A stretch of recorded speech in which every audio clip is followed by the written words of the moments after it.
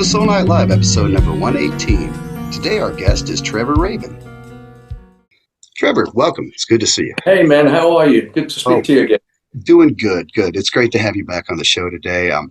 Back when we spoke before, we talked a bit about the album, and it was definitely in the works, and you were working on it at the time. So Right. I'm excited now that it's done to listen, to talk with you about it, because I think it's fantastic. And Thanks so much. yeah, it really exceeded my expectations, although it kind of turned out the way I thought it might, because I thought, maybe a blend of Can't Look Away plus 20 years of soundtrack work together. And, I think that definitely informed this record in a way where I don't think you could have made this record back in the 90s. Like, so much has happened since then. And I think that, I think that's right. I think that's a good combination of influences that got into this record. Well, it's fantastic, and I'd love to talk a little bit about your recording approaches for it. I've seen some fantastic interviews that are discussing the lyrical angle and such, and I encourage you all to seek them out. But today I thought we'd go a kind of a more guitar player kind of angle today and talk a bit about some of the ways you recorded and some of the guitars you used in your studio and such. But first, I was curious, can you tell us a bit about the cover art and the title, Rio? I've heard a story about how the title came together. I was wondering if you could share that with our viewers as well. Yeah, Rio is my 2-year-old granddaughter. Obviously the apple of my eye, as it would be with anyone. But we played, the biggest show I've ever done was in Rio, in Brazil, and there were 500,000 people at the show, which was kind of almost weird to get your head around at first. It's just a sea of people and beyond. And the next night, I remember we were in the bar, all the bands, it was Rock in Rio 85. And we were in the bar just chatting about things with there were a number of artists, AC/DC, Queen, ourselves, and George Benson, Rod Stewart, I think, was on the bill. It was a week-long thing, and we had, as I say, the first show was, 500,000 people, which was just unbelievable. We did 2 shows. But in between that, after the first night, Queen were on.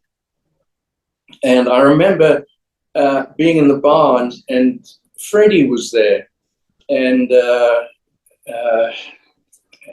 sadly gone. But I was talking about the show and saying I'm not coming tonight because it was a hell of a thing to get in there. And I said, we're just going to hang out and watch the show on TV in the room. And he said, "Oh, cool, enjoy." Anyway, that's exactly what happened. We went and watched Queen, and my son was conceived that night. Oh, excellent.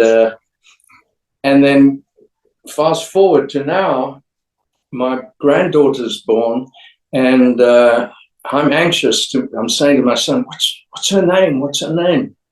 He said, I'm not telling you yet. I'm not telling you yet. And then he told me it was Rio. So again, fast forward a little way, and I'm speaking to, I can't remember if it was a friend or whoever it was. And I was explaining, and my son was in the room, I was explaining, Rio's name came because, Ryan was conceived in Rio in 1985. And my son, Ryan, who's a very cool guy, he's a great producer and doing great. He says, and when I said Ryan was conceived that night, he said, "Dad, that is so gross. Never say that again." So I'm going to get ostracized one more time. Well, that's a really cool angle to go at. And I just think it's a really memorable title. And, a lot of people might think it had something to do with a geographical location or whatever, but it did, but it's not like, and it did, yeah. Yeah, exactly. Americans don't think about the Rio Grande. It's a little further south than that. Right. And tell me about the cover art. Did you do that? Yeah, I've always my mom was a great classical pianist and jazz pianist, and also she was an artist, and she had a studio, and she was always oils. She only did oils. She did some water, but mostly oils. And just from growing up with that, and I'm certainly not make no claim to being an artist, but I really enjoyed it. It's a great hobby of mine. And I was always doing oils and with acrylic. And then this digital art thing came up, and I thought, man, this is a great way of doing this without, having to redo carpets and just paint all over it. Wash It's out way pretty. less, yes, it's way less messy. So I got into that, and I just started doing and a lot of stuff.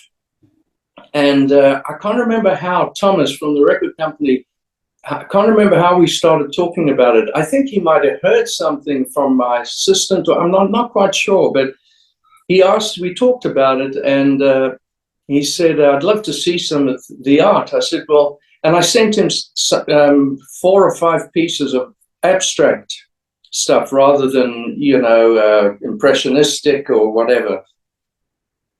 And he got hold of me and said, how about this for the cover?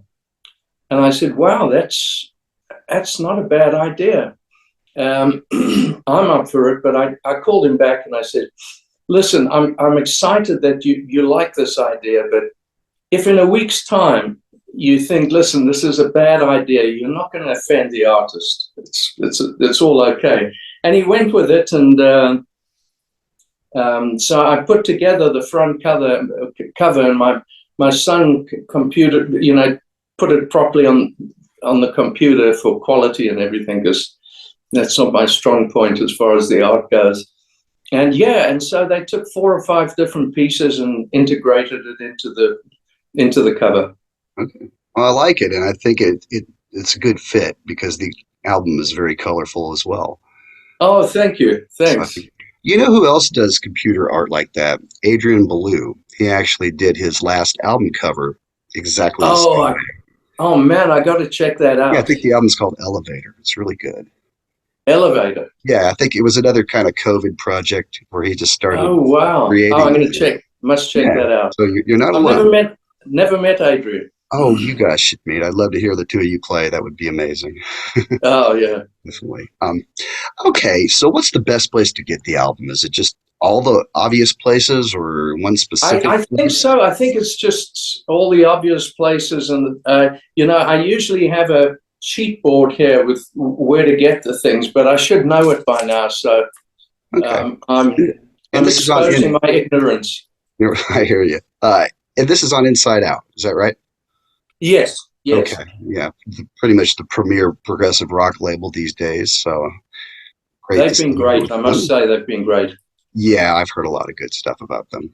They're great about promotion, obviously, and that's Yes, great. and really into the music, more so than a lot of labels I've been with.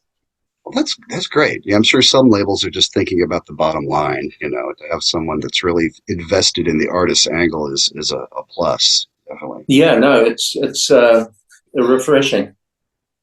So, give us a little bit of a genesis of the album. How far back did these songs go? Do you have some that have been parts of them been laying around for 20 years, or did it all kind of come fresh once you set your sights on making this record? For example, with the song Oklahoma, the germ of that came when that horrific incident happened in '95. I turned on the TV and these lyrics hit me, not quite as much as the incident, obviously, and I thought it's way too early and crass and capitalizing on such a horror. So I'd had those germs of lyrics and I just left them until the time was right, which I felt was now. And as a kind of tribute. And then, what I've done since movies, it's a horrible habit, but my wife always accuses me of, she said, you're like an alcoholic. Instead of bottles in every drawer, there's pieces of manuscript with dots all over it. And it's true. I write something out and then I'll leave it somewhere, and then she'll put it in a drawer, and then I won't remember where it was. So anyway, we spent some time collecting all these things, and I put them in a vase basically, and started going through them. But a lot of them were film theme ideas, which I hadn't got back to and used. But a lot of it was germs for songs for this album. So so a lot of them were around, but not recorded yet. Okay, so not And they were not fleshed out exactly. So really, once I finished, I was touring with John and Rick for what was going to be maybe 10 shows, which turned out to be 200 shows. It was a lot of fun. So we carried on. And after that, I was committed to doing Jerry Brockheimer, producer, quite a long project for him. And I said to myself, once that's done, and a movie, another movie with Rennie Harlan, great Finnish director. Mm-hmm. And so once that was finished, I promised myself that I got to get, my pockets are burning. I've got to get this album done. And what was great is because it had been so long since the last album, it was so fresh to me, the last vocal album, rock album. It was so fresh and so vibrant to me. It was exciting. So I was, from the minute I started, I literally never stopped. I mean, I remember one day my wife came into the studio and said, "How you've been here all night?" It was 11 in the morning, and I said, "Oh God!" I looked at my watch. I didn't realize. Yeah, I've gone through the night. And she said, "Have you eaten?" I said, "Oh wow, I'm hungry." So my focus was such that, you know, it was just go, go, go, which is also not good for the ears, especially at my age. And so the album became just this intense kind of almost addiction. Got to get this thing done, and it all just culminated in this big kind of almost explosion or implosion, whichever way you want to look at it. And so yeah, there were definitely ideas beforehand, but it all came together in about 18 months. Okay, so about 2 years back, roughly. Yeah, I think so. Yeah. And I hear your wife kind of urged you to put the films on hold and focus on your own stuff. Yeah, you know, yeah, she was pretty kind of, you know, you keep, because she'd been hearing it for years. I got to do my album. I got to do my album, especially when I couldn't find a theme for racking my brain for a piece in a movie. It's like, oh God, this is the pressure. And I just want to do my album. But then the movie comes right, and I forget about doing an album. I'm enjoying the movie. But I remember we went for dinner, and this happened a couple of times, but she would be talking to me, and she'd stop talking and say, "You're not listening to me, are you?" And I'd say, "Sorry, what?" And she'd give me a piece of paper and pencil, and that landed up in one of the drawers. So at some point she said, "Look, you keep saying you want to do this album, just you know, do it." And so, you know, we discussed it, and I decided, okay, nothing's happening now until this album's finished. And my pockets are still burning creatively, so I've got another album I want to do, so I'm putting that schedule further along. I'm not doing anything until the next album's done. Well, that's awesome. Well, I want to point out to a lot of folks that maybe missed your last album, Jacaranda, because it was purely instrumental.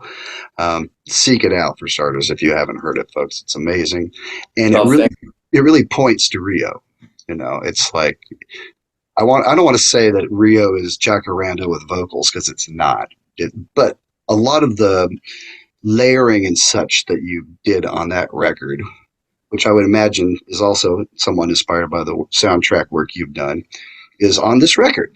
And some of these songs are just have so many layers and intricacies that, you know, you almost have to put on the headphones and kind of give it everything a really good listen, and every time you do, it reveals something new. Yeah, it's a great observation that I actually haven't heard before from Jacaranda, from the film to Jacaranda to this, but it's a great observation, and I think true, because I mean, all my life, my growing up with my dad being a violinist, orchestral violinist, and growing up with orchestra and studying orchestra and all that stuff, my guitar, and as a session guitarist, it was always okay.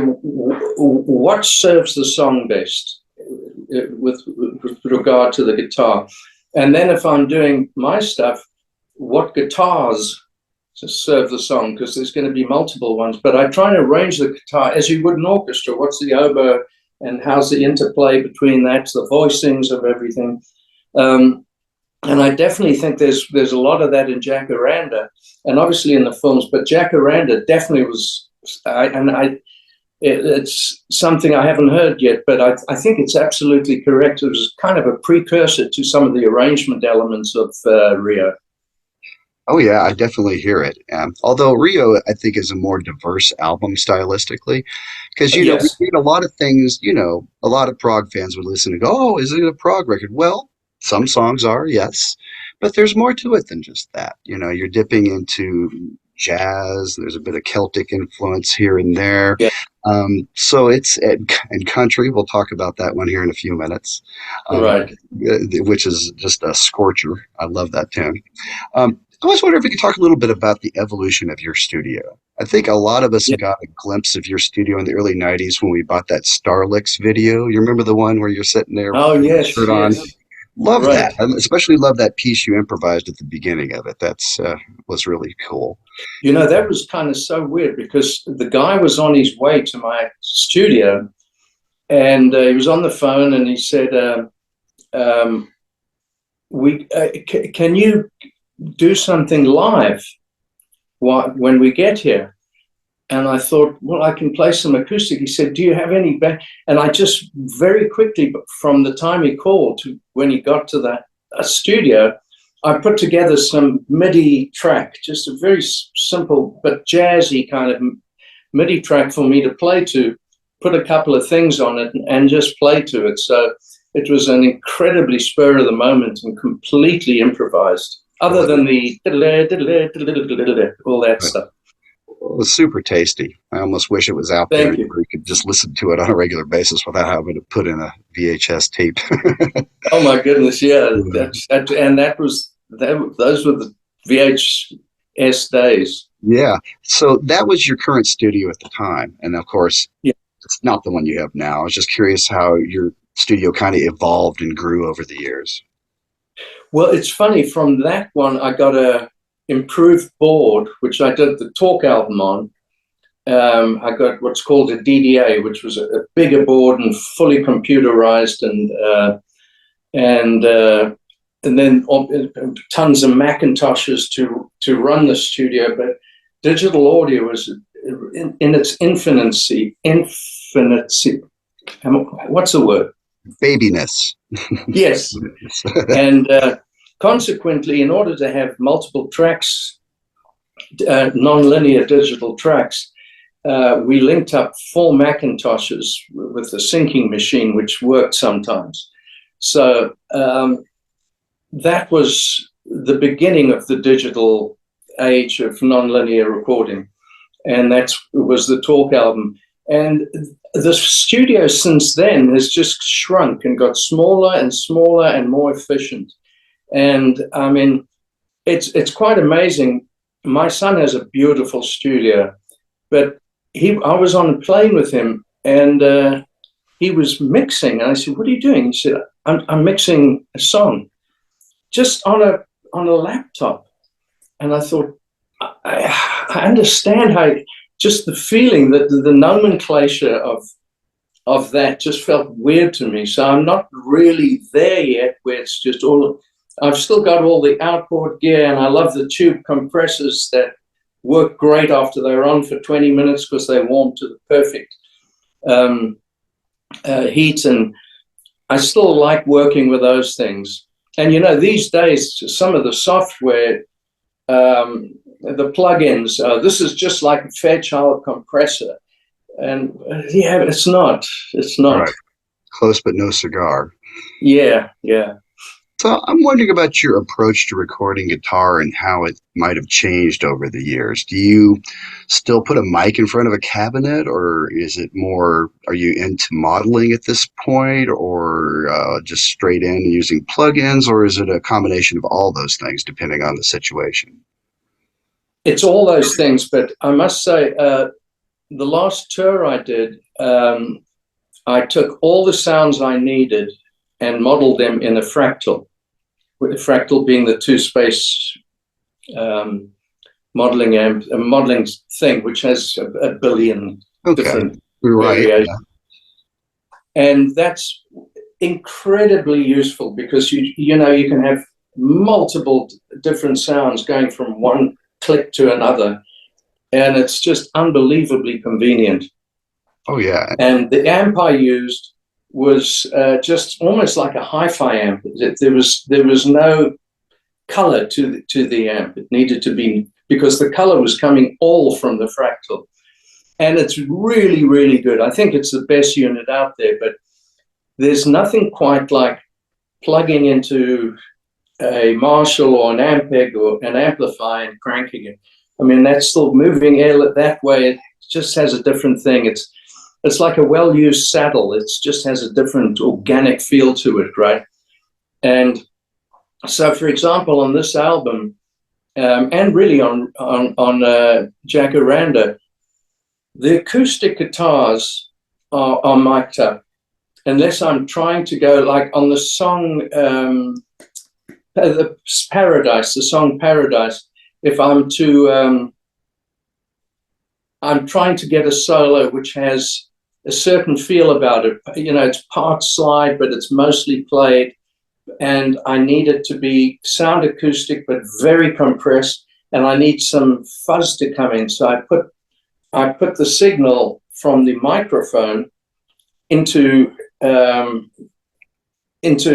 Marshall and crank it flat out, and then I mix the two things together. Okay. So that's one thing I do. If I'm using in the beginning of the song Oklahoma, it's really clean acoustic, and that's just, I have a Martin, and that's mic'd up with a 87, a Neumann 87, and that's just, you know, with a nice compressor. So there's different things. For example, the solo in Paradise, the guitar is an Alvarez, which you can plug in, and that's how I get it to the amp. But I'm also miking it up at the same time, just mix it all together. Okay, just blend the two together to kind of get one big sound. That was a beautiful tone. I mean, if the word butter comes to mind, I mean, Great. That's the intention. So tasty. Yeah, just really nice. Tell me about you and the guitar all these years later. Do you love it as much as you ever did? You know, I'm learning every day. I pick up a guitar, I find something new to do, and then I remember things that I don't use anymore that I hear on records I've done. I say, oh yeah, I must use that again, and then I'll get into that. So it's almost a fashion thing, but you know, I always feel like I'm not there yet. Always feel I'm not there yet. And I guess if once you feel you're there, you're done, you know. Right. So, I mean, you might as well just pack it in if you feel like you're, oh, I finally reached the point. I've been, you know, no. Yeah. No, you know, music is like a book you can never completely read, you know. No, exactly. Going, you know. So I was wondering if you could talk a little bit about your number one Fender Strat, the one that we've seen you with the most. I know you've had it since you were really young. I think you said you even took it in the Army with you when you're, was that like a mandatory thing in South Africa where every young man had to spend a little time in the Army, or was this I'm wondering how you took time to do that and be a rock star also. It was absolutely a mandatory thing, but I spent 6 weeks in an infantry, well, it was actually signals, but it was an infantry unit for basic training, which I hated. You know, any kind of thing, something that physical, you know, my physicalities and my fingers, I don't want to go further. Right. But I then applied to get into the entertainment unit, which thankfully was really easy because I'd been doing tons of sessions. And in South Africa, country music is huge. And I was doing a load of country sessions and even pedal steel sessions.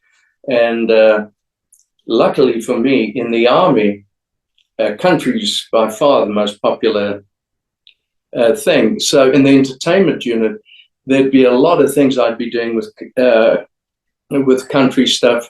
And they called me the plaatmaker, which in Afrikaans means the record maker. That was my nickname because I was the guy who was making records. So I got into the entertainment unit quite easily. And then I just basically practiced all the time. There was a big band in the Army who would, every couple of weeks, would have a show. And it was a great big band, actually. Because it was a place for musicians in big bands. It's not an easy gig to get, especially in South Africa. So it was a good place, permanent force, pensions and everything.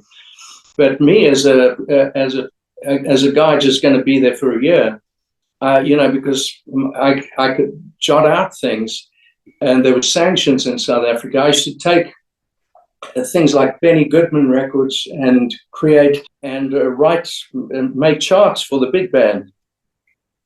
I was very useful in the big band, in the Army, and ultimately the captain really took a liking to me and said, "I'm forming a band for you to play some rock and roll." And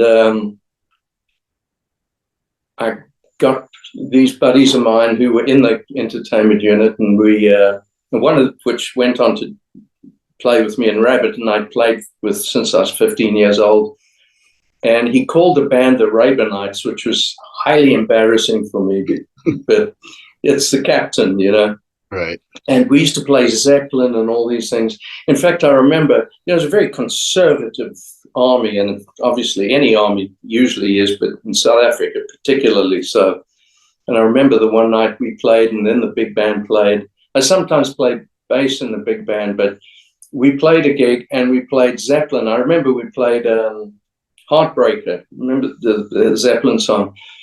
And the next morning, the brass that were at the show were commenting, and it was in the army paper, that it's devil's music. Oh. So I didn't get too many gigs with that band after that. Oh, well, it seems so old-fashioned. Oh, yeah. Oh, unbelievable. Unbelievable. Yeah. What year was it that you were in the Army? Oh, my goodness. I think 1971. Wow, that far back. Okay. Yeah, yeah. Okay. Now I kind of understand how you had time to do Rabbitt after that and then wind up in England and Yes and all that later. So, okay. Right. Very cool. Because I remember you mentioned that in the Yes Year's documentary. There's a bit where you're standing around talking with the roadies and you're like, and it got broken because one guy was supposed to catch it and he didn't, and Yes. Army with me and all this other stuff. And I was just like, wow, that guitar really goes way back. And am I right? It was originally a red guitar, and then It was a red. You remember the Shadows, right? Oh, sure, yeah. Yeah, Hank B. Marvin, right? So I thought he was the greatest thing when I was like 14, 13 years old. And when I finally got the Strat and was able to afford it because it was cheap, because it was old stock that had been kind of misplaced. And I went to him and said, I want to buy a Strat, but I can't afford it. It was 290 Rand, which is at the time dollars equivalent. And he said, look, I've got an old one somewhere lying at the back, but it's really old. It's like a 64. He actually said a 62. I've since found out it's a 64, but he said, so it's an old guitar, so we can give it to you for a good price. Can you imagine that happening now? It would be like, put a couple of zeros on it, right? Sure, at least. He opened this guitar, and here's this beautiful Hank B. Marvin red Strat, brand new. But over the years, I'm a teenager, and, you take a break, the guitar falls over. And so eventually I painted with white house paint. I just ruined it. I used sandpaper to get the red off, not off, but just so the paint would stick to it. And then over the years, it's evolved into having some artistic stuff on it. But Yeah, well, it's pretty old, and the neck broke. Yeah, right at the machine heads, snapped right off. you've played a lot of Strats since then. Is it still like the one that just plays the best for you and sounds the best? It's kind of the only one I kind of gravitate towards. I've got other Strats which, if I break a string or something, are there, but there's something about this guitar. I don't know if it's that the neck was fixed, because I had a telly neck on there for years, for months, while the original neck was attempting to be fixed, and the guy landed up doing a great job. This guy John Green, who's not with us anymore. But I've spent so long on it. It's like, as we mentioned earlier, it's like an old saddle. It's just nothing feels the same. And it's not just the sound that the guitar makes, but it's the feel your fingers have on this familiar piece of wood, you know? Oh yeah. I think we talked about it last time a little bit, and you mentioned you have like a metal pick guard on it. Is that right? Yes. There's Okay. a metal pick guard, which I found makes the kind of, there's more of a vibrance on the top end. I don't know if it's psychosomatic. I hope not, but Yeah, I bet there's something to do with it about resonance and such. Yeah. And what yeah. kind of pickups do you have in there? I think the middle one is a Bill Lawrence. I don't remember the names. And then Damasio. I think they're Damasios on either side, and a Bill Lawrence in the middle. Okay. And those are the same ones you had on it when you were using it on 90125? No, they've changed. They weren't the originals, but I've changed them since. What happened when I started going on the road, because they were single coil, Mm-hmm. when the lights exactly, Right. and I'd switch on the fuzz box, and suddenly it was. So I had to get humbuckers and The stacked kind. Yeah. yeah, exactly. Okay. So Well, that's really helped the noise. And I guess I got used to the sound. There's little for me to compare to an actual Strat with the original everything, but I grew up playing a Les Paul, so that two humbucker sound really appeals to me. And even now, yes, I have Strats with humbuckers in them. And your tone, yeah, I've heard you say that you can make it sound like a Les Paul, and you have, I mean, it doesn't have that plinky little wing kind of glassy thing going on at all. It's much meatier than that.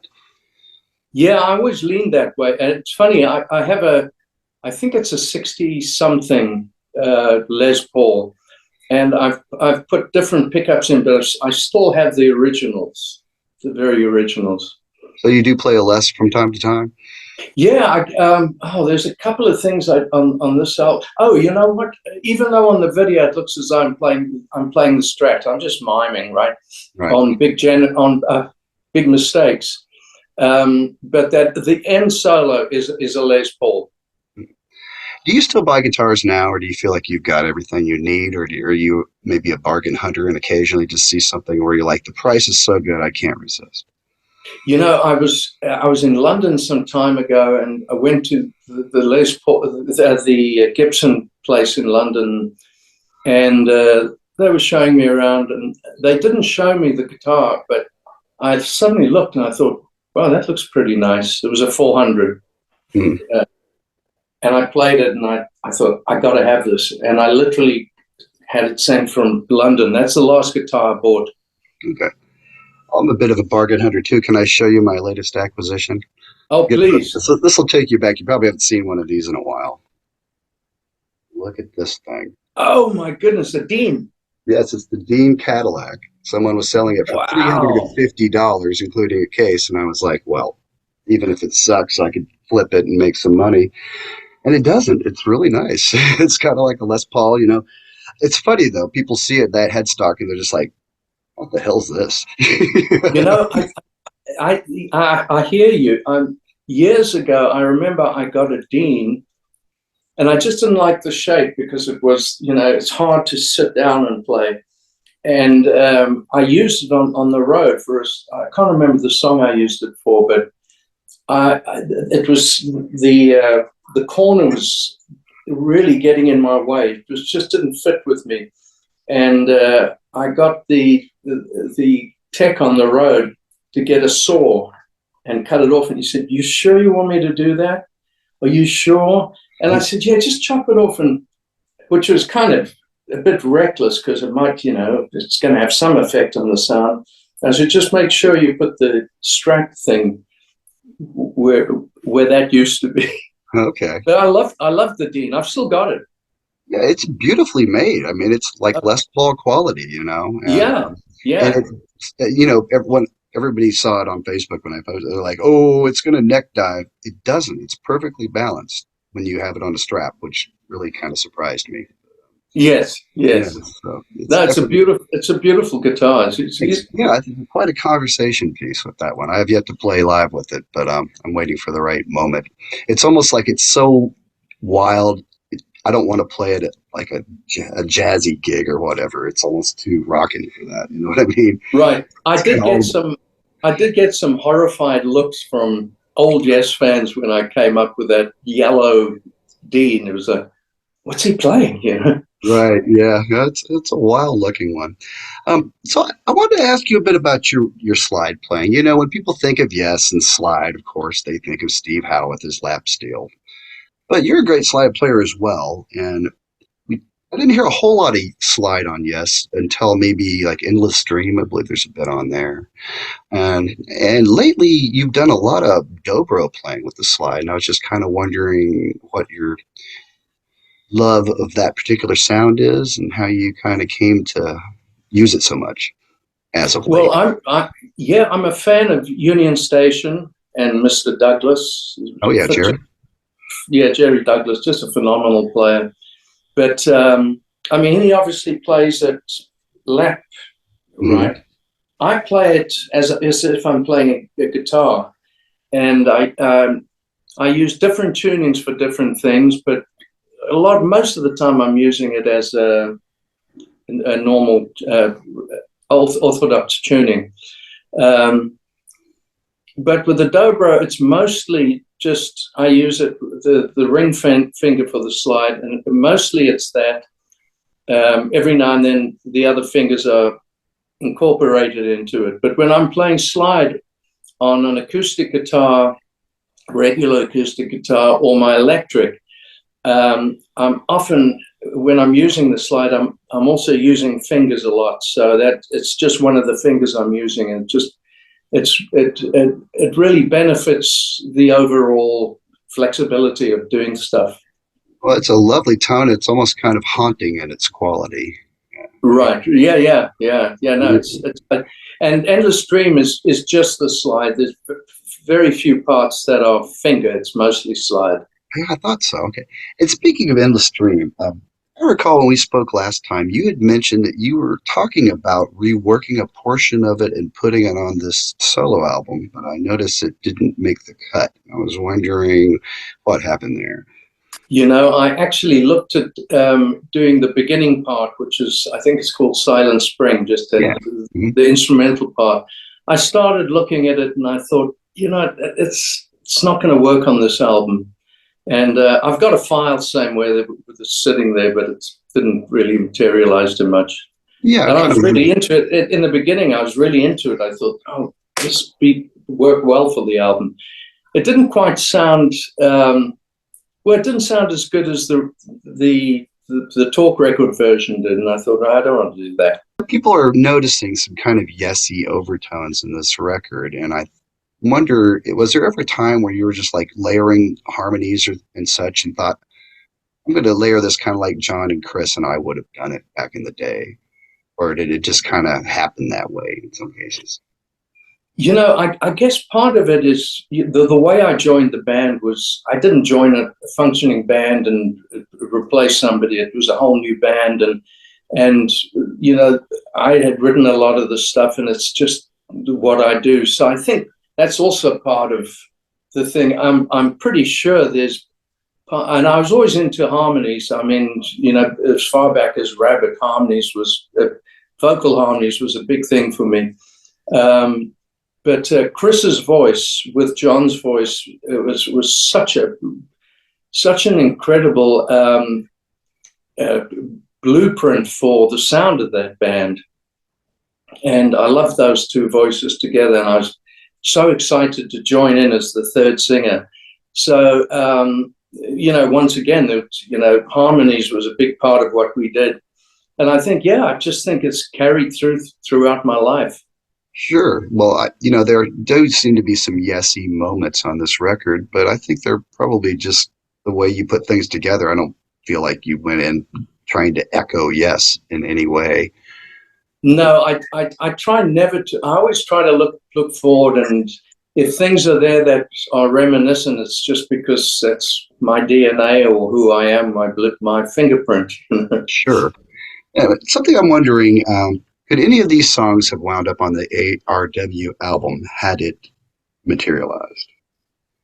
There were a couple of things actually that when we were just talking, and really the tour was the key thing we were doing. There was never really a serious thought about, okay, let's go into the studio.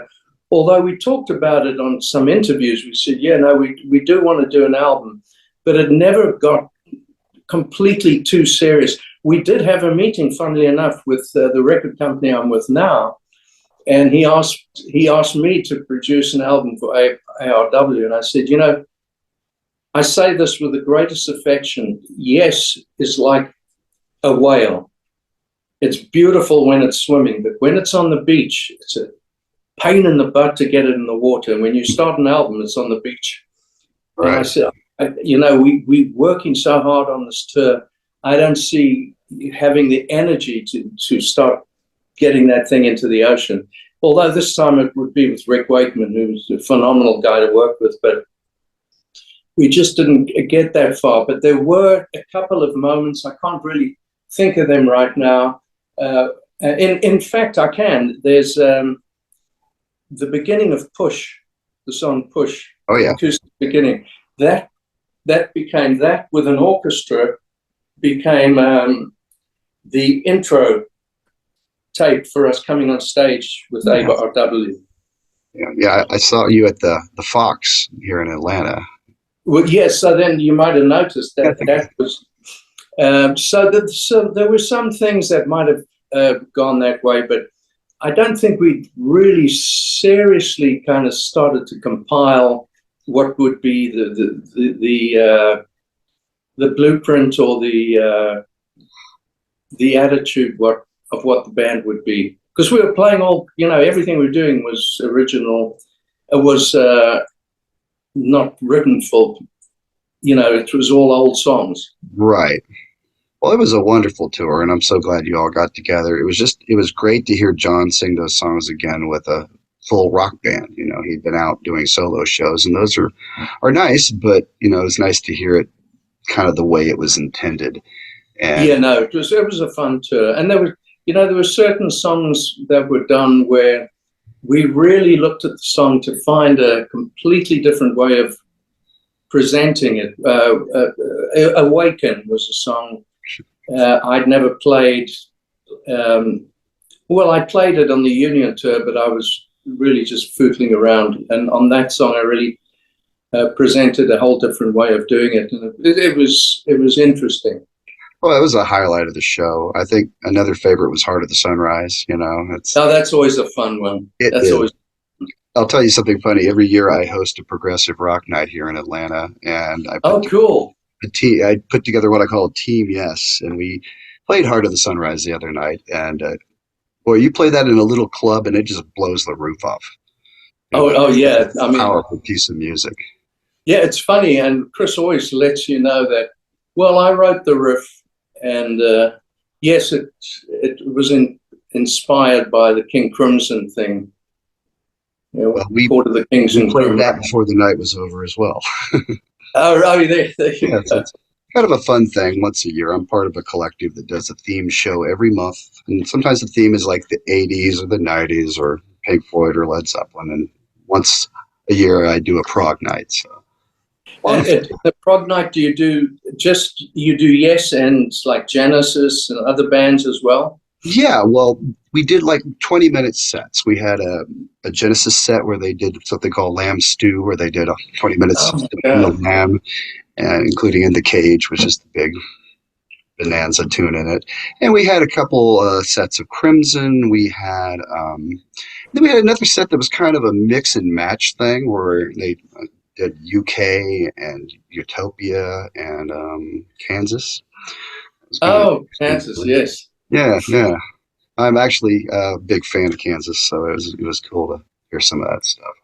I Yeah, enjoy. Steve Morse, who was with him for a while, right? Yeah, in the '80s. Yeah. Yeah, he came here one day with his guitar, and I'd never met him before, and he came to the studio, and we just played for somewhere. I've got a tape of it. We played for about an hour, and I thought, my God! And I knew Dixie Drake, so I knew what a monster he was. And we played for a long time, and then we went for lunch and to a little restaurant down the road. He brought his guitar. I said, your guitar's safe in the house. It's like, it goes everywhere with me. Well, he It he was quite amazing. practices he practices everywhere. If he's sitting at the airport waiting for the plane, and he'll, you Yeah, know, I mean, he doesn't. I mean, it's quite incredible that he's an amazing guy. well, it's funny you brought him up because compositionally, I felt like Jacaranda and Rio are kind of in that ballpark. Like, there's very few rock guitarists that compose at such a level, and Steve Morse is one of the few. I've likened a lot of his music to like modern electric chamber music, and Wow, that's a great way of putting it. and Yeah, I hear echoes of that in what you're doing now as well. It's really about the only rock guy I can think of that even comes close to what you're doing at the moment. yeah, he's such a lovely player. I mean, there's certain players which just appeal. Like Steve Lukather is one of my great friends, Oh, he's awesome. Yeah. and he's incredible. Potty mouth, but I love it. He's a great guy, and he can play anything. Oh, absolutely. And does and gets paid very well for it. Yeah, as he should be, right? So I had a friend of mine that wanted me to ask you, what was the most demanding Yes song to play live, instrumentally? Um, wow. And of the entire catalog or of the I'd old say, catalog? yeah, I'd say, yeah. Or maybe '70s versus '80s.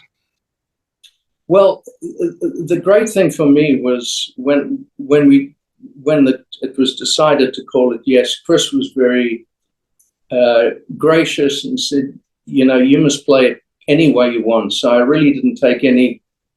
I really didn't try and emulate what was. I tried to bring whatever I could to it, and the one part which wasn't actually a guitar part, which I had to work out, and I wasn't asked to, but I just thought it would be a great idea.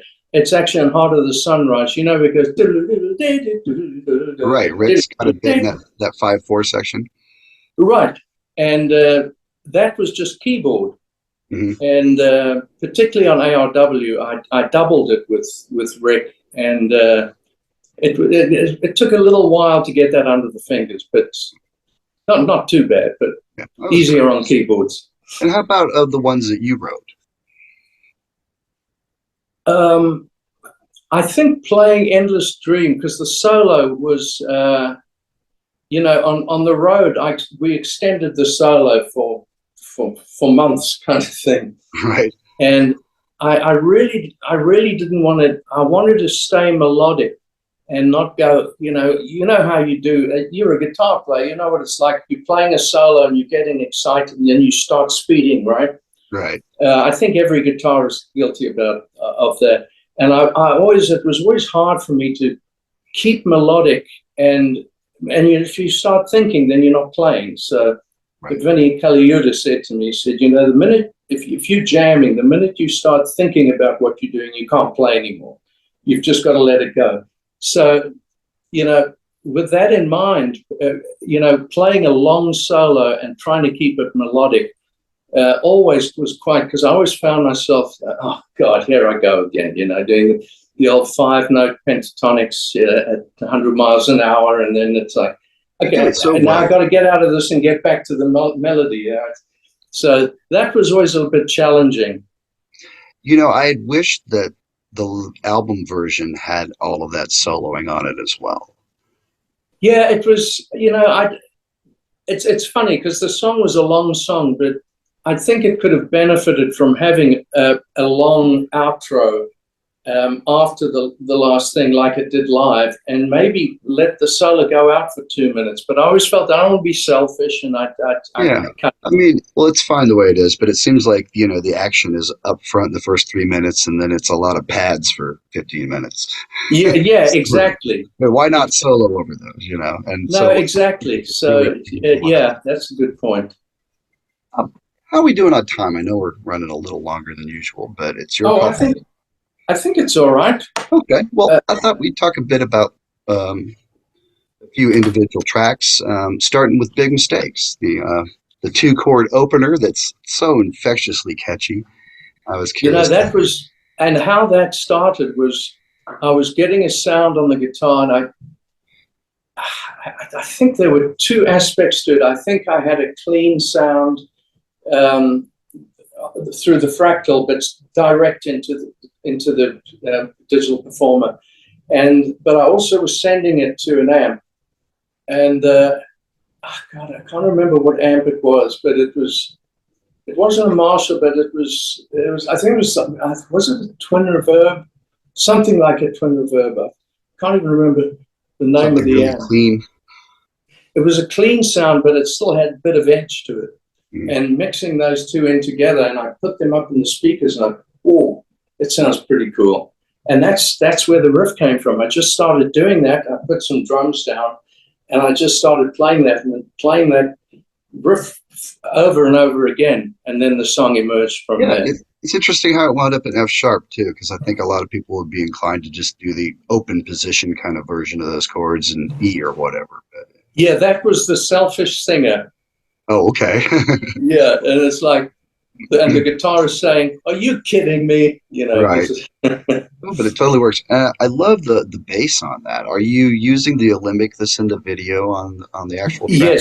Yes. I love that. That bass is my favorite bass, and I automatically go to that bass every time. Oh yeah, and there's some great little runs towards the end there and stuff in there. Yeah. No, I love. I used to. I don't know if we spoke about this, but there's this unbelievable keyboard player when I was doing sessions in South Africa. His name's Henny Becker. He's still in Canada, making records, but he's 80-something now.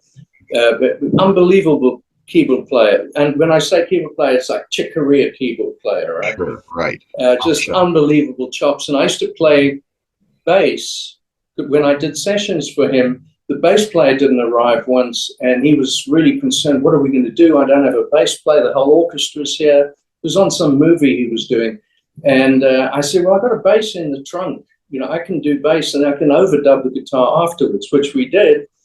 And then I started doing all my sessions, his sessions like that. And he said, do you want to play bass in the jazz band? And this is already Rabbitt's gang. It's a pop band, and it was quite extraordinary. I played in his jazz band. We used to do all the Chick Corea stuff. We did one of the 2-part inventions, and then it would go into a swing thing.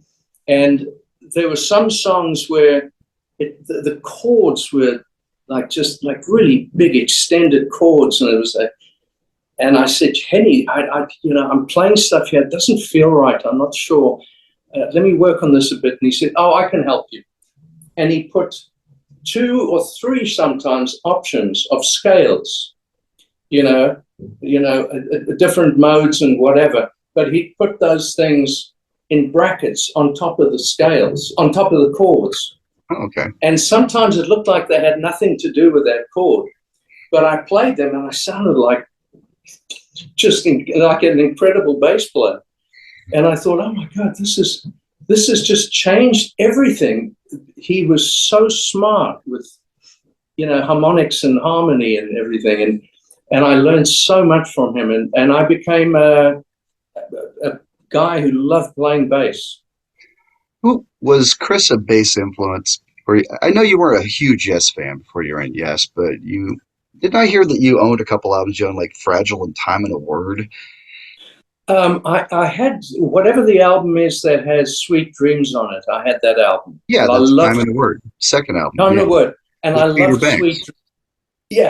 I loved Sweet Dreams, and I'd heard Fragile, and when I heard Fragile, I thought, wow, singer's got such a different voice, and who the hell is that bass player? That was always the thing. So Chris really hit me, and then.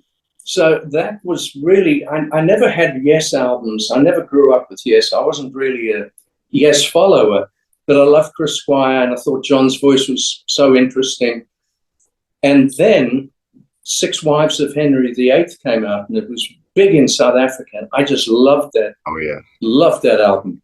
yeah, one of his best. I mean, if you're going to give one Wakeman record to someone, start there. That's it. Absolutely. Really, Absolutely. you know. And it's funny with the Army Band, I played that one song. The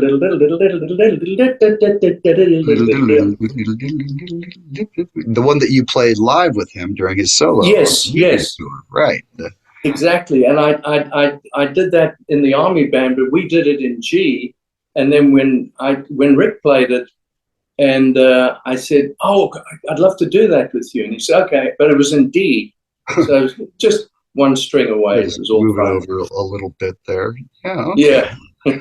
So, Big Mistakes is lyrically about youthful indiscretions. I was wondering if you have one you could share with us.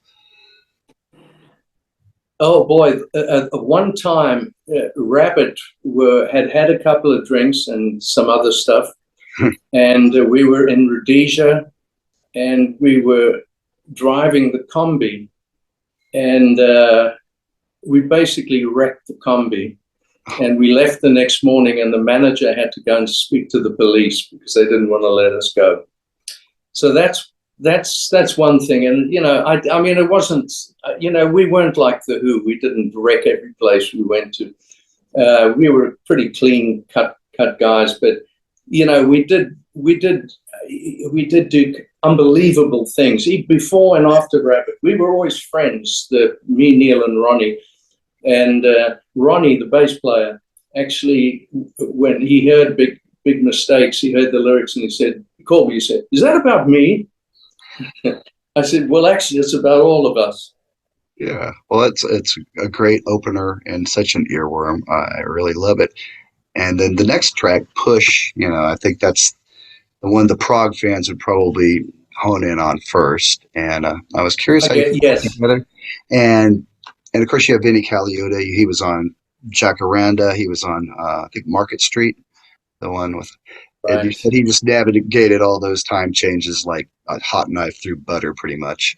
I And mean, it's really unbelievable. The chorus, I think it's, what is it, 11/8, 12/8, 10/8, something, I can't remember the thing. right. But I wrote out the bass part with the time signatures next to it because we were I changed the chorus. It was something different. And I said to Vinny, "I'm going to be sending this to you. Does this make any sense to you?" And I just took a picture of me scribbling out the music. I said, "This is the bass part." And he said, "Ha, ha, ha, makes total sense." And I swear to God, I sent it to him. Within 3 days, it was back, and it was just unbelievable. Right. And I said, "Did you do this in your sleep?" I mean, this is unbelievable. He just doesn't hear things as, oh, in the beginning of Push, if you really listen, there's a tabla. Mhm. Now, the song's in 12/8, right? And you'll know what I'm talking about. When the tabla comes in, his part is in 5/8. And he never stops the 5/8, but it's perfectly in time with the tempo of whatever the 12/8 is.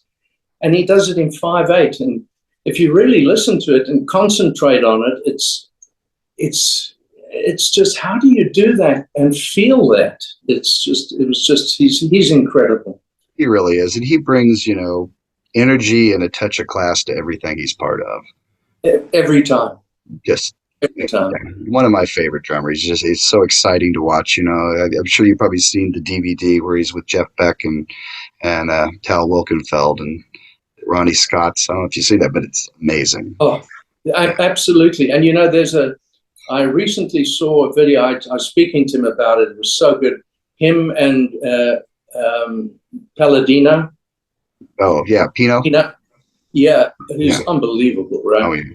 Those guys And are. the three of them are the three of them, and Ronnie Scott's in Tokyo, and it's just so effortless and so good. It's scary. So can you tell me a little bit more about putting Push together? Now you had the intro that you played as opening music at ARW shows. How did the rest of it come together? Well, now the funny thing is the actual riff that starts with the acoustic guitar. The thing with the da da da da da da da da Mhm. da. That started me playing that on the electric guitar, and having an echo on it, and then I decided, oh, I like this piece, but I don't want. Instead of having an echo, I want to do a different figure and just pan it aside. So it kind of has that, echo or Kind of bouncing thing, like but it's a ping different. pong thing. Yeah. Yeah, but it's a different piece. But then I thought, okay, but if it starts with the acoustic and then builds into it, that's kind of how it started as an electric thing. And the vocal I wrote almost, it's funny. I finished the backtrack, and the chorus that's there wasn't there. It was something horrible, and I just was playing it, and I'd written the bass part, dun dun dun dun dun dun, and it was all fitting together quite nicely. And then I thought, oh, I got to start thinking of what the vocal's going to be. I had the lyrical idea, but I thought, what's the vocal going to be? And I just sang it, and I had to change the lyrics completely, but the message was the same. But it's quite amazing. I just sang the vocal, and it's almost identical now as it was when I first just sang without lyrics. But you know how you sing anything just to get Right. the melody going. Kind of a phonetic It's pretty thing. much the same thing. Yeah, well, it's a glorious tune that really goes through some amazing changes and with a very strong message as well.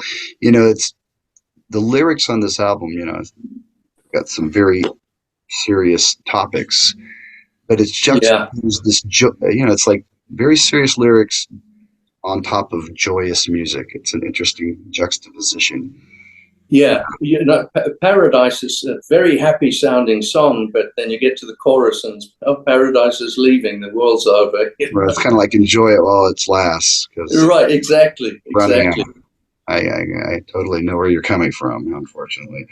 Yeah, unfortunately. Let's talk a bit about that song. When I heard Paradise, man, maybe the biggest earworm on the record. And I almost felt like this song has a bigger purpose, like it might wind up in a movie or something, like it could be the one that reaches the masses.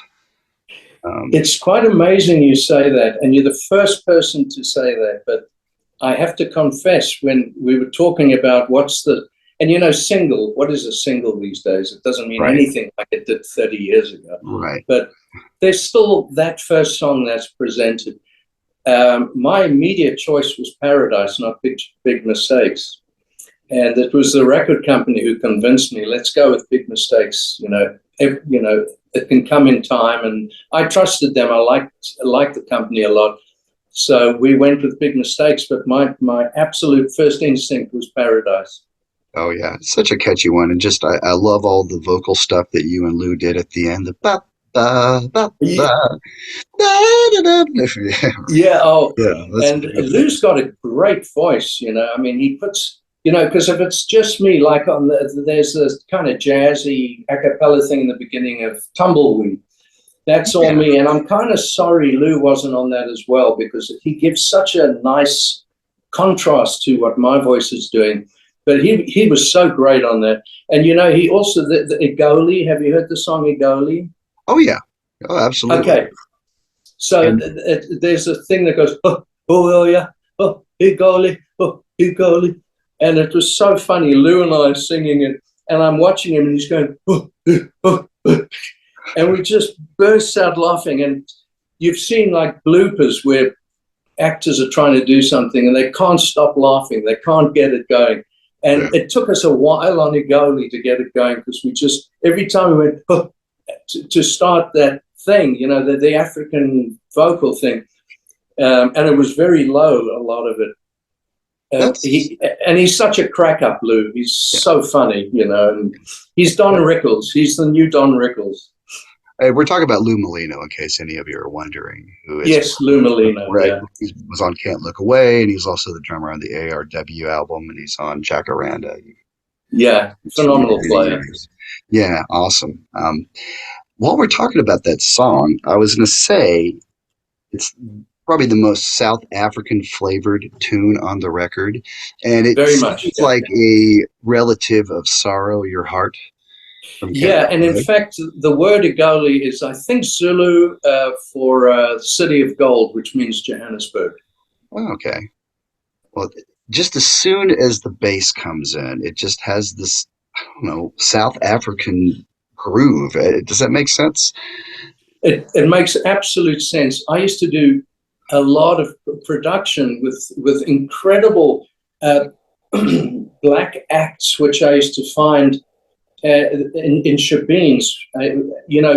As a white, you couldn't go into, you weren't illegal to go into black townships. You could be arrested.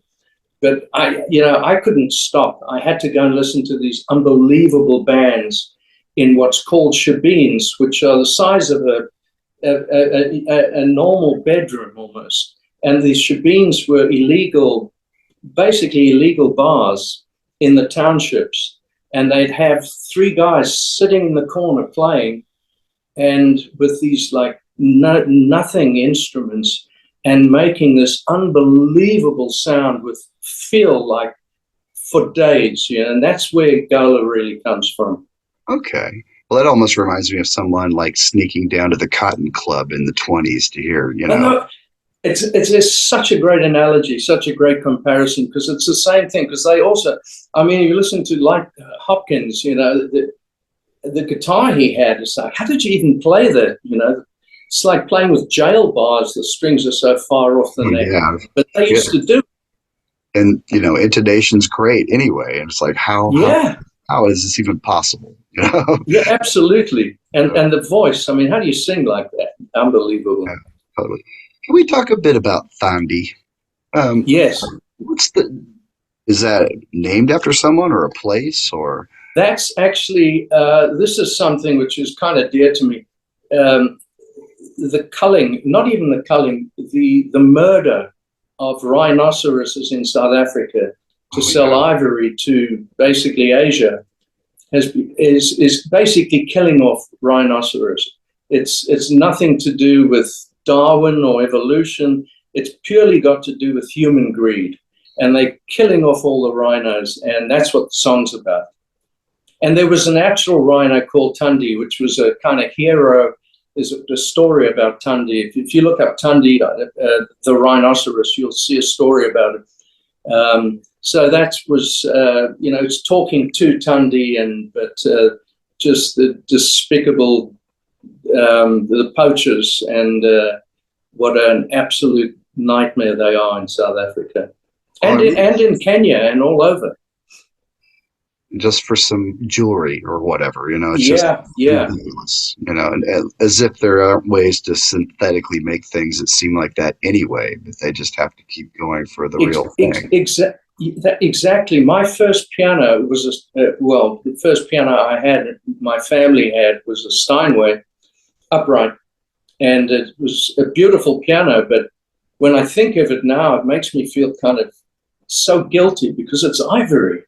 Right. And, I have a young Chang. It's made of plastic, which is also not great, but it's certainly not killing any elephants. Right, exactly.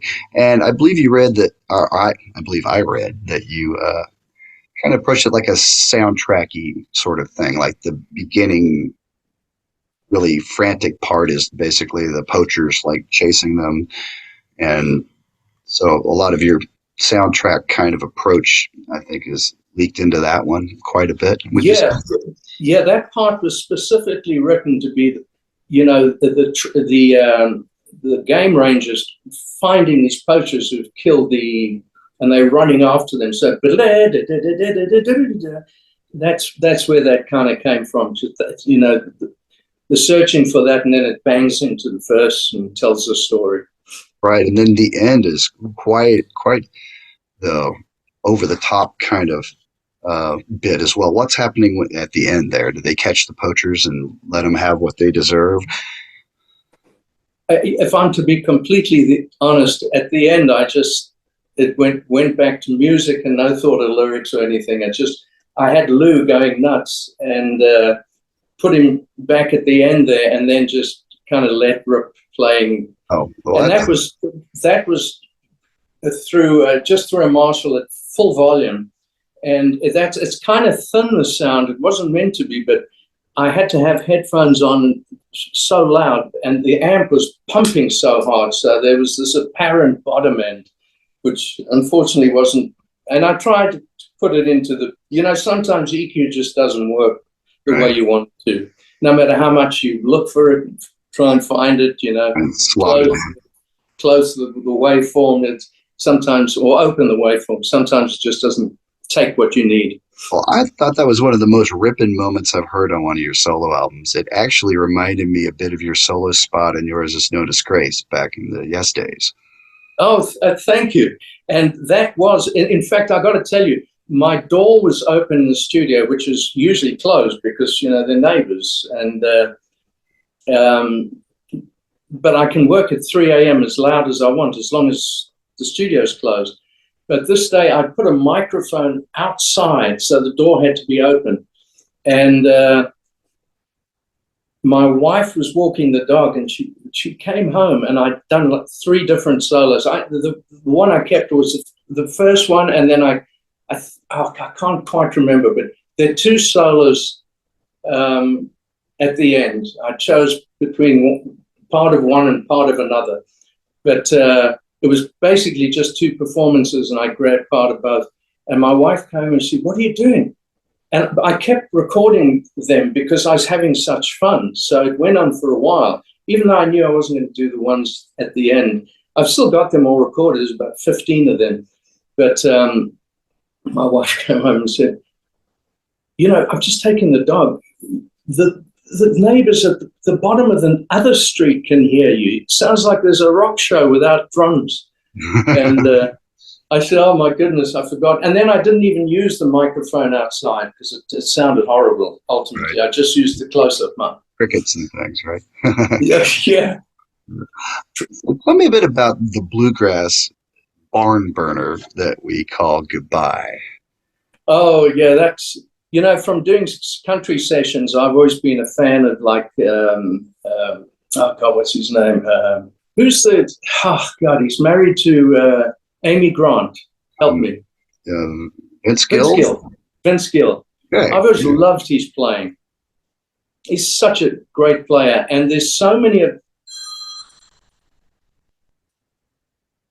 Sorry. It's all right. Let's get rid of this.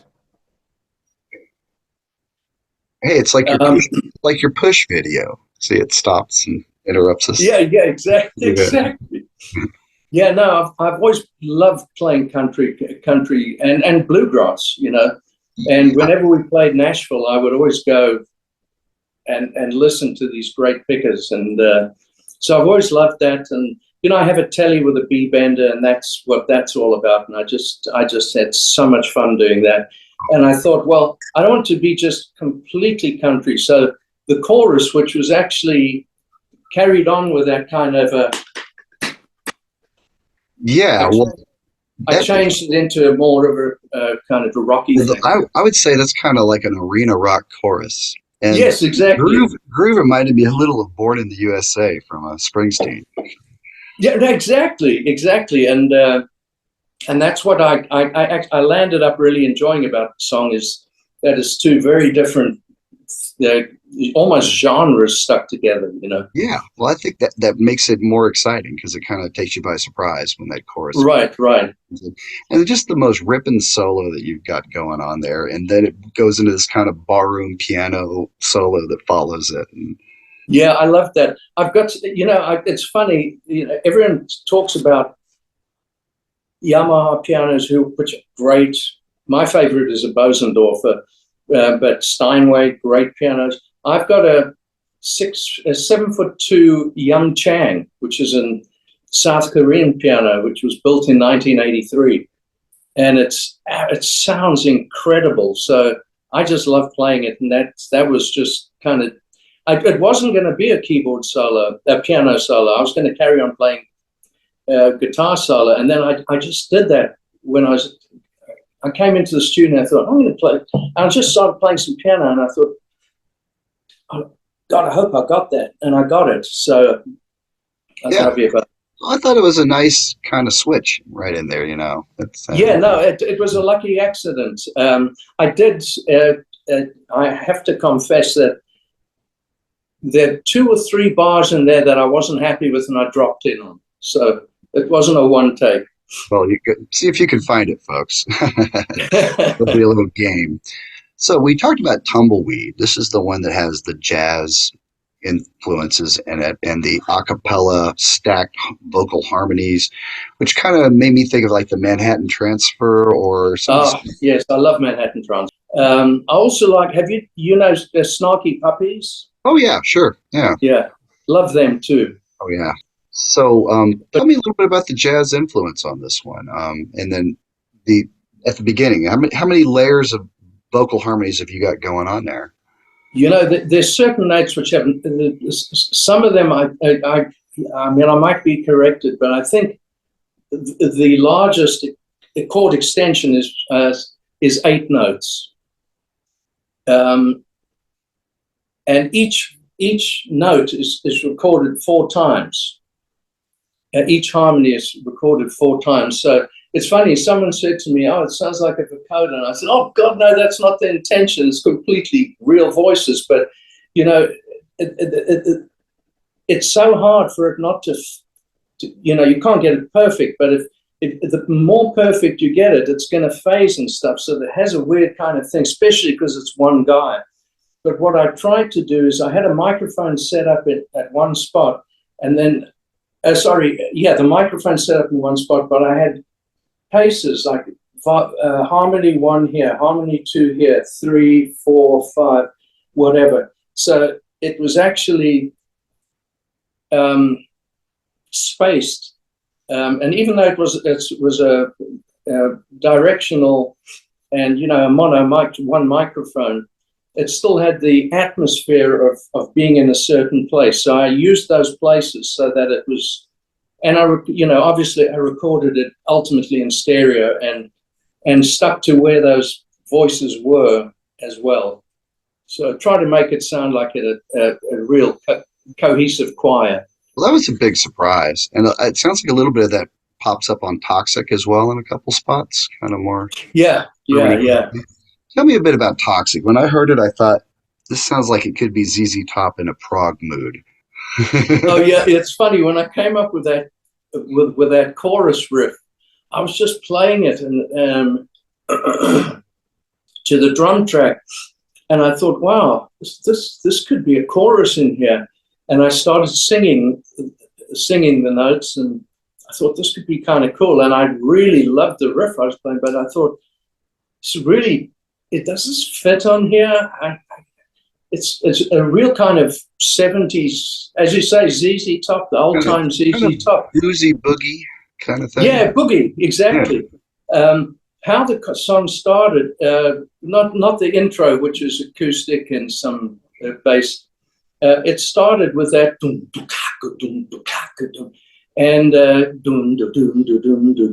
bass. And I'm actually using a Washburn acoustic bass guitar plugged in on that. It's a wonderful sound. And I was just playing solos, which are on the song. I had 2 or 3 different solos, and the 2 I liked. I kept in the middle or in the beginning and near the end. And that's how the song started. And then the verse, I thought I want to go into a verse here, which is just completely weird. And so it's kind of, the song almost stops and goes into that thing. And it's funny because at the end of the song, Paul Linford, who's the guy who mastered it, who's been doing all my movies with me, and actually was even a booth guy, he was my tech. And when I said I was getting into movies, I said, do you want to do that with me? Because he's technically great. But he said, yeah. I said, just one thing, can you read music? Because, there's going to be a lot of film scores. And I was amazed because he never says what he never promotes himself. And he said, I was a double bass player in the Alaskan Symphony. I can read.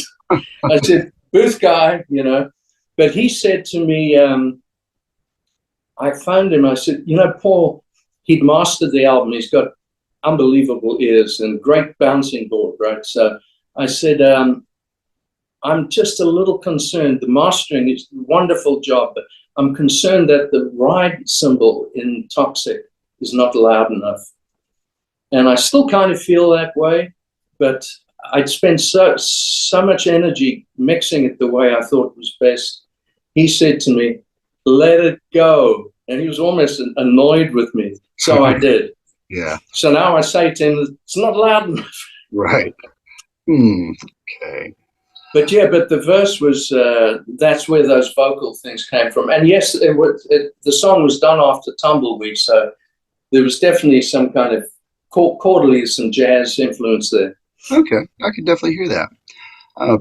So I'm down here in Atlanta, Georgia. I was glad to hear one of the bonus tracks was Georgia, Georgia. Oh, And yeah. it's interesting. You started with just like a rhythm guitar, jazz guitar, and right. Bro with slide. But the next thing I know, the whammy pedal sounds like it comes out of nowhere, and the electric guitar, and it goes some places I wasn't expecting at first. Yeah, it was funny. I was doing it, and then I thought, I'm going to kind of just hit the tempo button here and just,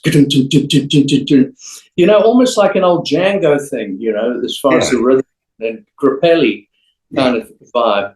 My dad used to play Grappelli stuff all the time. Oh, wonderful, wonderful. And amazing how he could play so well with just, 2 fingers. It boggles the mind, Thank you, man. Who are Speck and Polly? My dad's nickname from me, and I'm the only one who used it, was Speck. And my mom's nickname from me was Polly. Oh, okay. So that's Mom and Dad. Okay. Well, that's a nice Dad and Mom track there. And then, of course, we get the original version of Fragile, which was the ARW track that was, I want to say leaked, but it landed with no fanfare per se. Yeah, that was Brian Lane, the manager, saying, we're going out for another American tour. We've got to have some reason for it. You're changing the set. And it's like, no, we love the way the set is. We don't want to do anything. Maybe we'll add a new song, which we didn't. But he said, you've got to, we actually rehearsed Fragile, because obviously it was an existing song of mine, but we rehearsed it and recorded it and didn't record it. We rehearsed it, and then it didn't. No, we did record it. We rehearsed it and didn't play it on the tour. But John had sang on it. Rick played some beautiful piano on it, and played on one radio station to promote an LA show and to kind of justify the tour for the manager, I guess. Yeah. And so it wasn't really a very serious attempt at doing too much. And, it certainly wasn't a song I wanted. They said, do you have any bonus tracks? And I thought Georgia would be a fun one. Speck and Polly would be fun. But Charlie Bisseret's such a wonderful violinist, and he played that so well.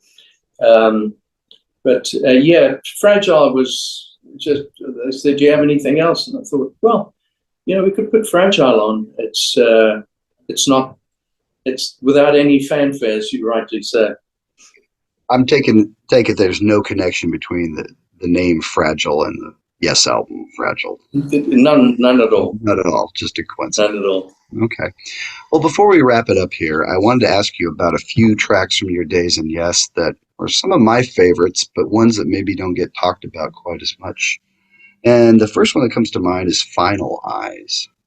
I was wondering if you could tell me a bit about how that one came together, your memories of that. I noticed that you guys played it live a few times and then it was dropped. It wasn't in the set list too terribly long on the Big Generator tour. Yeah, I don't know. There was a couple of songs on Running and Finalized that we dropped. I think we just thought it wasn't sounding as good as it should. And, Yeah, if we'd spent another week or so rehearsing, yes, rehearsals were an absolute nightmare. I mean, before the first gig, it was, I can't believe we're doing a gig tomorrow night. The band is so not ready, but we always did it. I feel that this has been true through the years. Yeah. Like, Yeah, it's like, don't see them on the first night of the tour. See them about a month in, and it'll be that's better. it. It's great. I'm glad that other people knew about it other than the band, because it was dreadful in the beginning. And then that led to a lot of songs not being done properly and then not having time to do anything about it. Go to sound check and, Chris is invariably going to be an hour or two late. So you've got 10 minutes to do a sound check. Right. That song, it was initially such an exciting song to do, but it was right in the middle of, revisited bad vibes between Trevor Horn and Tony Kaye. And we were in Italy where we recorded and thought it was going to be such a great thing to do, because I saw the Italian studio near Lake Como in summer and it was absolutely gorgeous. Unfortunately, we never thought about what it was going to be like in January, whenever it was in the middle of winter. And we Finalized was happening. It was freezing cold, and then things with Trevor Horn were not working properly, and so ultimately that song was kind of affected by some of these issues. But ultimately, once I got back to LA, and a friend of mine, Paul DeVilliers, took over the production of it, the song really started living, and it's one of my favorite. It was one of my favorites to do and mix. Yeah, it's one that's kind of a sleeper track, but I just think it kind of channels the Yes vibe of the 70s probably better than anything else on that record. I And, think you're right. Yeah, I and think you're right. I'm sure you didn't write it with that in mind, but after the fact, that's just kind of, when that, I know there's something Yeah. to say, well, I got something to say, and then John comes, Right. it's just like, oh man, that's just a great Yes moment. Really great. Yeah. No, God, and I'm just thinking back to it, and it's like I'm getting kind of, I remember that. No, it was a good. It's a pity, because had it been presented right and spent some time rehearsing, it could have been a good live song too. Yeah, well, that's a beautiful tune. And then you mentioned I'm Running, which you played a few times. I always thought that reminded me a bit of the tune Tequila. No, absolutely. Well, it's funny. Chris wrote the riff, dun, dun, dun, dun, dun, dun, dun, dun, dun, dun, and just Yeah, kept playing that riff for weeks. And I thought, okay, we've got to find something. And that's when I did the dun, dun, dun, dun, dun, dun, dun. I thought, well, it fits in. And then and then Alan did, Alan was so amazing. We did the track, and then the drum sound was just not really good at all. So Alan said, I'll do the drums again. No click or anything. There was no click in those days. He just played to everyone else and did it again. And it was phenomenal. The guy was ridiculously talented. really miss him. He was just amazing. Yeah. That tune, you played it live a few times, and I remember watching the videos, and you played a different guitar on that one. It was, what was that? It was kind of a hollow body, kind of Yeah, it round, was. have holes and things. Yeah, it's a rainbow. Is it an Alvarez? It almost looked like the Fender Robin Ford model or one of those. Yeah, it's a rainbow. It's called a rainbow. Okay. What was your inspiration to use a different guitar for that? Did you feel like just needed a bigger kind of more jazzy Really, guitar? it was pretty much just that I'd used it on the album, and Oh, it's okay. the right sound for it. So, especially for the fast, Oh, yeah. the fast rhythm parts, it didn't sound. It sounded a little weird on the Fender, or not right for the song. So it was Okay. right. You needed chunkiness, but also really staccato. And just one other one I want to ask about is Our Song from 90125. I think that's like the Yes, track that maybe gets overlooked the most. I was wondering if you had any memories of putting that one together. that was one of the first songs we rehearsed as a cinema.